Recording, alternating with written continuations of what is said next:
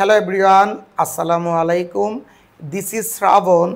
আজকের আলোচনার বিষয় নবম ও দশম শ্রেণীর অনুচ্ছেদ নাম্বার 1, আন্তর্জাতিক মাতৃভাষা দিবস বা 21শে ফেব্রুয়ারি বা শহীদ দিবস।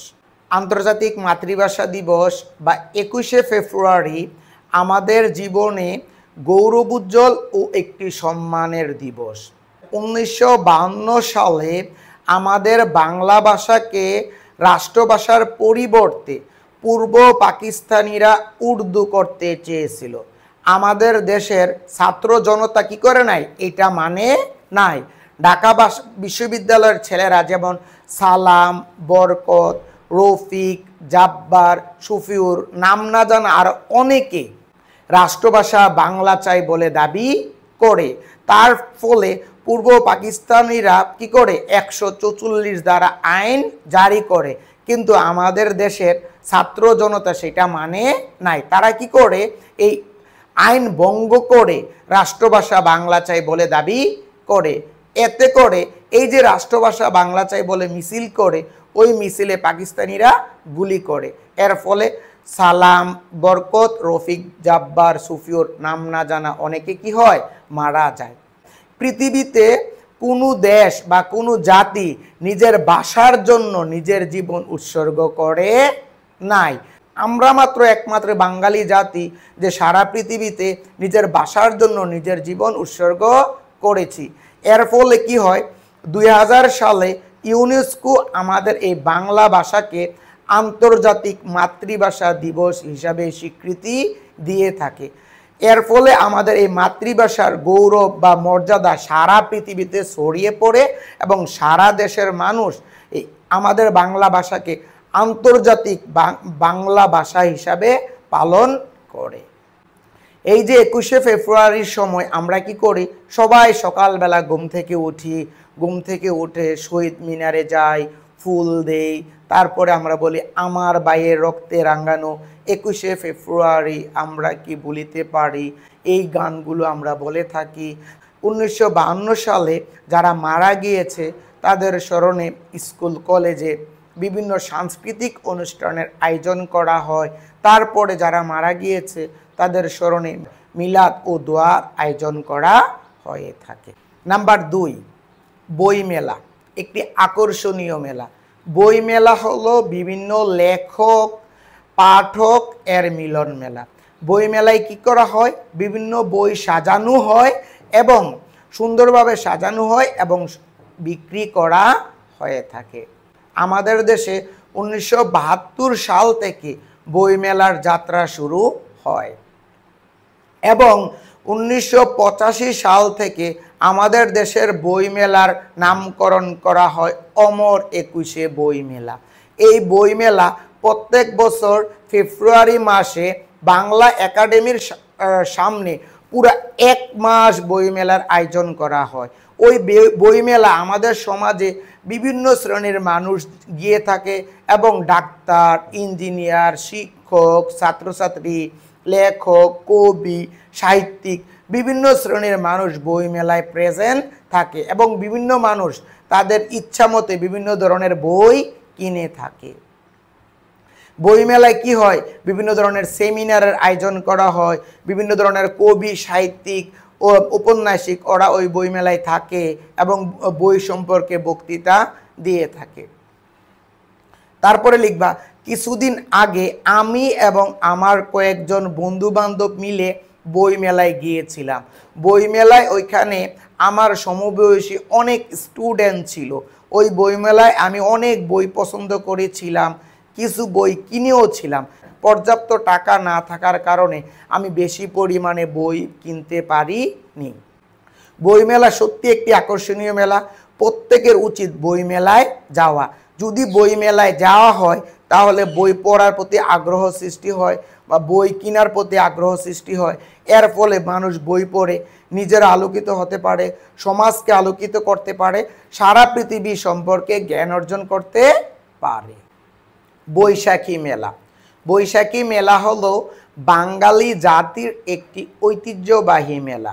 পহেলা বৈশাখ তারিখে সারা দেশে বৈশাখী মেলার আয়োজন করা হয়। এই যে বৈশাখী মেলাটা সেটা অতীতকাল থেকেই চলে আসছে। বৈশাখী মেলা একদিন অথবা 2 দিন অথবা 7 দিন ইভেন 1 মাস পর্যন্ত হয়ে থাকে। এই বৈশাখী মেলাটা সাধারণত খোলা মাঠে, নদীর পাড়ে, বট গাছের নিচে বৈশাখী মেলার আয়োজন করা হয়ে থাকে। বৈশাখী মেলাতে সাধারণত বিভিন্ন শ্রেণীর মানুষ ওইখানে উপস্থিত থাকে এবং তারা বিভিন্ন জিনিস কিনে।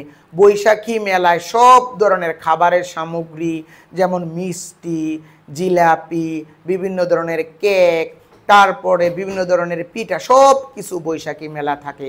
তারপরে খেলনার আইটেম, বাচ্চারা যে ধরনের খেলনা সামগ্রী পছন্দ করে সবগুলো বৈশাখী মেলা থাকে। বৈশাখী মেলা নাগরদোলারও আয়োজন করা থাকে।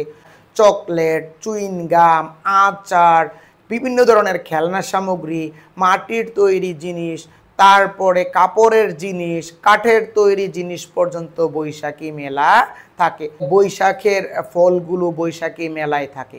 আর বৈশাখী মেলার সময় আমরা কি করি?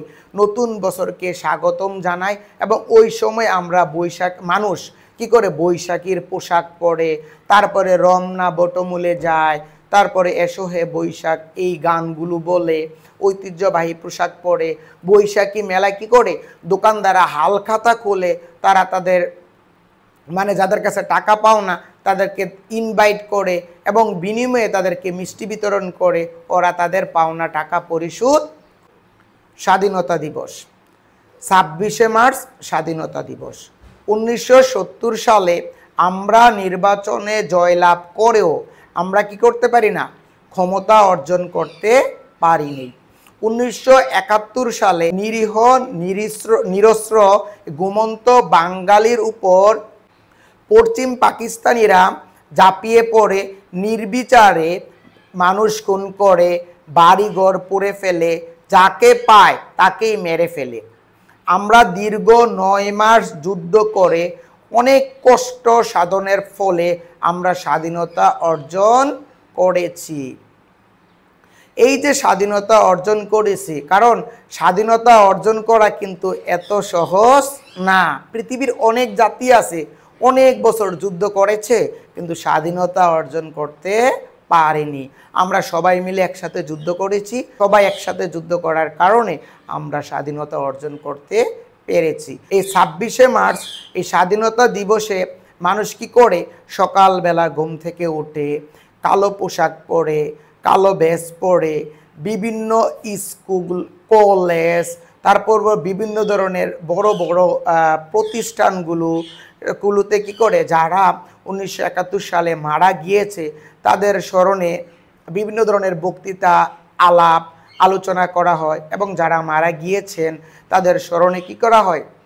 দোয়া এবং মিলাদের আয়োজন করা হয়।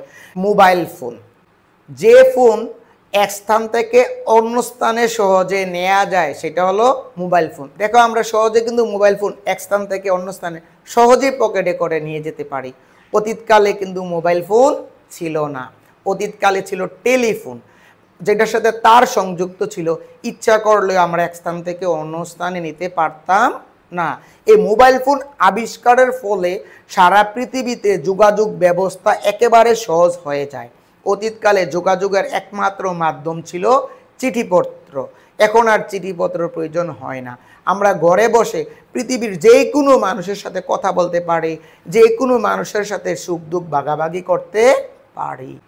এই যে মোবাইল ফোন আমাদের অনেক উপকার করে। বিভিন্ন শ্রেণীর মানুষ, ছাত্র, শিক্ষক, ডাক্তার, ইঞ্জিনিয়ার, ইভেন নিচু শ্রেণীর মানুষ পর্যন্ত, কামার, কুমার, তাঁতি, জেলে, কৃষক, সব শ্রেণীর মানুষ মোবাইল ফোন ব্যবহার করে থাকে, যার মাধ্যমে তারা সহজে সুখ দুঃখ ভাগাভাগি করতে পারে। দেখো, একজন ছাত্রছাত্রী ইচ্ছা করলে মোবাইল ফোন থেকে যেই কোনো পড়াশোনার বিষয়ে টিপস নিতে পারে, যে মোবাইল ফোনের মাধ্যমে আমি তোমাদেরকে পড়াচ্ছি। মোবাইল ফোনের মাধ্যমে একজন কৃষক তার জমিতে কিভাবে ফসল উৎপাদন করবে সেইগুলো সহজে পেয়ে থাকে। মোবাইল ফোন দিয়ে আমরা সহজে যে কোনো মানুষের সাথে সুখ দুঃখ ভাগাভাগি করতে পারি, তথ্য আদান প্রদান করতে পারি। আজকাল মোবাইল ফোনের মাধ্যমে বিভিন্ন ধরনের নাটক দেখা যায়, খেলা দেখা যায়, তারপরে বিভিন্ন ধরনের সংবাদ আমরা শুনতে পারি। মোবাইল ফোন ব্যবহার করে বিভিন্ন ধরনের নাটক দেখতে পারি, আমরা বিনোদন পেয়ে থাকি। মোবাইল ফোনের উপকার বলে শেষ করা যাবে না, কিন্তু মোবাইল ফোন শুধু আমাদের উপকারই করে না, কিছু কিছু মোবাইল ফোনের খারাপ দিকও আছে। বেশি পরিমাণে মোবাইল ফোন ব্যবহার করার ফলে আমাদের চোখের পাওয়ার কমে যায়, আমাদের কানের সমস্যা হয়, হার্টের সমস্যা হয়, ব্রেনে প্রবলেম হতে পারে, উচ্চ রক্তচাপ হয়ে থাকে। ছেলেমেয়েরা কী করে, মোবাইল ফোনে বেশি পরিমাণে আসক্ত হওয়ার কারণে, গেমসে আসক্ত হওয়ার কারণে পড়াশোনার প্রতি তারা কনসেন্ট্রেট দিতে পারে না, মানে মনোযোগ দিতে পারে না। তারপরে ছেলেমেয়েরা কী করে, মোবাইল ফোনের ভালো দিকগুলার চেয়ে খারাপ দিকগুলা বেশি দেখে, ভালো দিকের চেয়ে অপব্যবহার বেশি করে। মোবাইল ফোন নিঃসন্দেহে আমাদের অনেক উপকার করে, তাই মোবাইল ফোনের খারাপ দিকগুলো ত্যাগ করে আমাদেরকে ভালো দিকগুলো গ্রহণ করতে হবে। কম্পিউটার, কম্পিউটার শব্দটি গ্রিক শব্দ থেকে এসেছে। কম্পিউট থেকে কম্পিউটার শব্দটি উৎপত্তি হয়। এই কম্পিউটার হলো গণনাকারী যন্ত্র। এই কম্পিউটার আজকাল শুধু গণনার কাজে ব্যবহার করা হয় না। অফিস, আদালত, কল কারখানা, হসপিটাল এমন কোনো জায়গা নেই যে কম্পিউটার ব্যবহার করা হয়নি। এই কম্পিউটার সর্বপ্রথম আবিষ্কার করেন চার্লস বেবেজ। কম্পিউটার যখন আবিষ্কার করেন, প্রথম পুরা একটা বিশাল বড় ছিল, একটা গড়ের সমান ছিল। আজকাল ইচ্ছা করলে কম্পিউটার আমরা পকেটে নিয়েও ঘুরতে পারি। এই কম্পিউটার আবিষ্কারের ফলে সারা পৃথিবীটা আমাদের কাছে খুব সহজ হয়ে আসছে। আজকাল হসপিটালে বিভিন্ন ধরনের রোগ নির্ণয় করা, অফিস আদালতের সকল ধরনের কাজকর্ম করা, তারপরে মানুষের জন্ম নিবন্ধন থেকে শুরু করে সব কাজগুলো সাধারণত কম্পিউটারের মাধ্যমে করা হয়। তারপরে বিভিন্ন ধরনের পণ্য সামগ্রী উৎপাদন করার ক্ষেত্রে কম্পিউটারে তার মান নির্ণয় করা হয়ে থাকে। অর্থাৎ কম্পিউটার দ্বারা এত কাজ করা হয় যা কল্পনা করা যায় না। কম্পিউটার আমাদের জীবনকে সহজ করে দিয়েছে। আমরা নাটক, তারপরে বিভিন্ন ধরনের ফিল্ম, তারপরে বিভিন্ন ধরনের আনন্দের জিনিস, কার্টুন, অনেক কিছু আমরা কম্পিউটারে দেখতে পাই। ব্যবসা বাণিজ্য থেকে শুরু করে আমরা সব জায়গায় কম্পিউটার ব্যবহার করে থাকি। কম্পিউটার নিঃসন্দেহে আমাদের অনেক উপকার করে, কিন্তু কম্পিউটারের কিছু অপকারও আছে। যেমন দেখো, ছেলেমেয়েরা সারাদিন পিসিতে বসে থাকে, মানে কম্পিউটারের সামনে বসে থাকে, এর ফলে তাদের চোখের পাওয়ার কমে যায়। কম্পিউটারের মাধ্যমে তারা খারাপ জিনিস দেখে, তাদের ক্যারেক্টার নষ্ট হয়ে যায়।